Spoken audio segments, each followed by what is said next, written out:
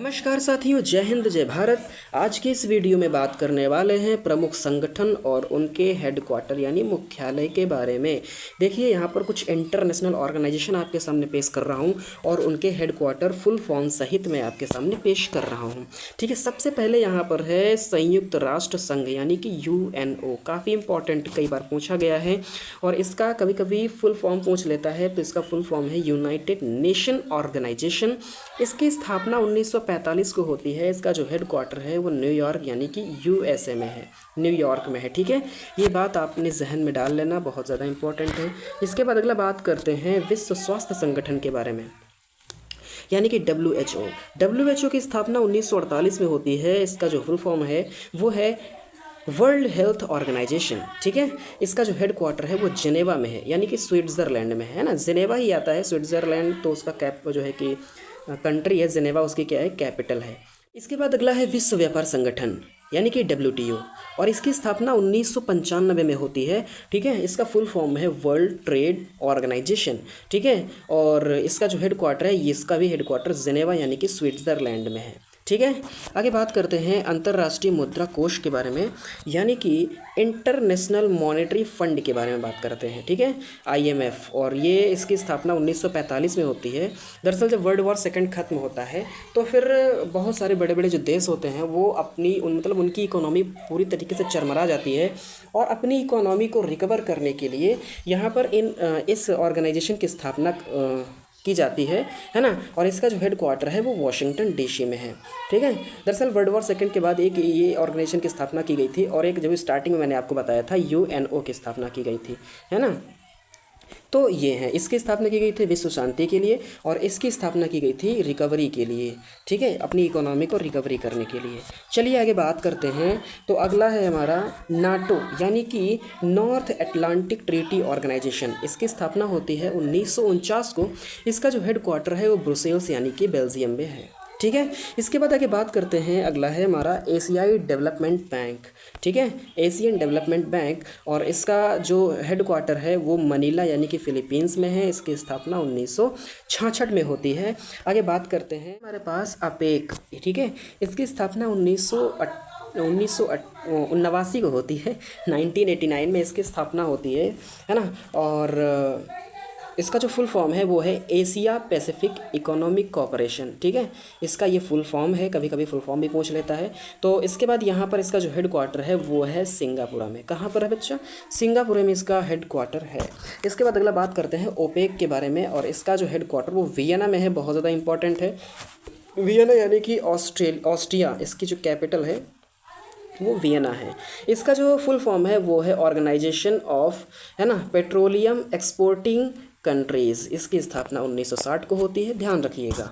अगला बात करते हैं ब्रिक्स के बारे में और ब्रिक्स यहाँ पर कई सारे देशों का संगठन है। और यहाँ पर ब्रिक्स की बात करें तो यहाँ पर B का मतलब होता है ब्राज़ील, R का मतलब रसिया, I मतलब इंडिया, C का मतलब चाइना और S का मतलब होता है साउथ अफ्रीका। इसकी स्थापना 2009 को होती है इसकी स्थापना। और इसका जो हेडक्वार्टर है वो शंघाई चीन में है। ठीक है, कहाँ पर है? शंघाई में है यानी कि चाइना में है। ठीक है, और याद रखना, आप ही बताना है यहाँ पे हाल ही में भी 2025 में एक नया देश शामिल हुआ है। ठीक है, 2025 में एक नया कंट्री इसमें शामिल हुआ है। आपको बताना है कि वो कौन सा कंट्री है ना, आपको कमेंट में ज़रूर बताना है। इसके बाद अगला है हमारा दक्षेश यानी कि सार्क। बहुत ज़्यादा इंपॉर्टेंट है। ये अपना जो पड़ोसी देश है नेपाल, उसी की राजधानी काठमांडू में इसका हेडक्वार्टर है। ठीक है, 1985 में इसकी स्थापना होती है। इसका जो फुल फॉर्म है south Asian association for regional corporation. Okay, कोई दिक्कत? चलिए आगे बात करते हैं। अगला है हमारे पास एशियन यानी कि association of south east Asian nation. ठीक है, इसका जो हेडक्वार्टर है वो जकार्ता यानी कि इंडोनेशिया में है। ठीक है, इसका हेडक्वार्टर कहाँ है? जकार्ता यानी कि इंडोनेशिया में इसका हेडक्वार्टर माना जाता है। और इसकी स्थापना 1966 को होती, 67 को इसकी स्थापना की गई थी यानी कि 1967 में इसका फाउंडेशन किया गया। अगला हमारे पास है संयुक्त राष्ट्र विकास कार्यक्रम यानी कि यूएनडीपी। इसकी स्थापना 1965 को होती है, 1965 में इसकी स्थापना होती है। इसका जो फुल फॉर्म है वो है यूनाइटेड नेशन डेवलपमेंट प्रोग्राम। इसका जो हेडक्वार्टर है वो न्यूयॉर्क यूएसए में है। ठीक है, आगे बात करते हैं अंतर्राष्ट्रीय बाल संकट कोष। इसकी स्थापना 1946 को होती है। ठीक है, इसका यानी कि यूनिसेफ, इसकी स्थापना 1946 को होती है ना। और इसका जो फुल फॉर्म है, इसका फुल फॉर्म बात करते हैं तो United nation international children emergency fund. यहाँ पर ये जो यूनिसेफ है, इसका फुल फॉर्म यही है ना, United nation international children emergency fund, ये इसका फुल फॉर्म है। ठीक है, आगे बात करते हैं, इसकी स्थापना हुई थी न्यूयॉर्क में, है ना, सॉरी, इसका हेडक्वार्टर जो है कि न्यूयॉर्क में है यानी कि यूएसए में है। आगे बात करते हैं यूनेस्को के बारे में, बहुत ज़्यादा इंपॉर्टेंट है। यूनेस्को मतलब शिक्षा, विज्ञान और संस्कृति संबंधी संगठन। यूनेस्को की बात कर रहे हैं तो इसकी स्थापना 1945 को होती है और इसका जो फुल फॉर्म है वो United Nation Educational Scientific and Cultural organisation.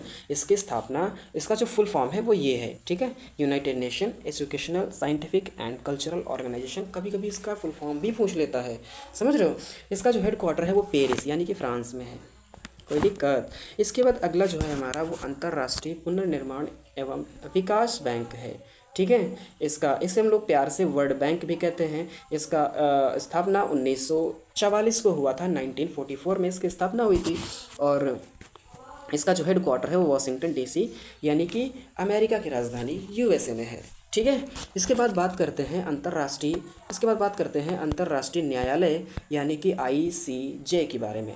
ठीक है, आईसीजे की बात करते हैं तो इसका जो फुल फॉर्म है वो इंटरनेशनल कोर्ट ऑफ जस्टिस है, बहुत ज़्यादा इंपॉर्टेंट है। और इसकी स्थापना 1945 को होती है। इसका जो हेडक्वार्टर है, इसका हेडक्वार्टर द हेग यानी कि नीदरलैंड में है। ठीक है, इसका जो हेडक्वार्टर है वो द हेग नीदरलैंड में है, याद रहेगा। आज के लिए बस इतना ही रखते हैं किसी नेक्स्ट एपिसोड में, तब तक के लिए जय हिंद, जय भारत।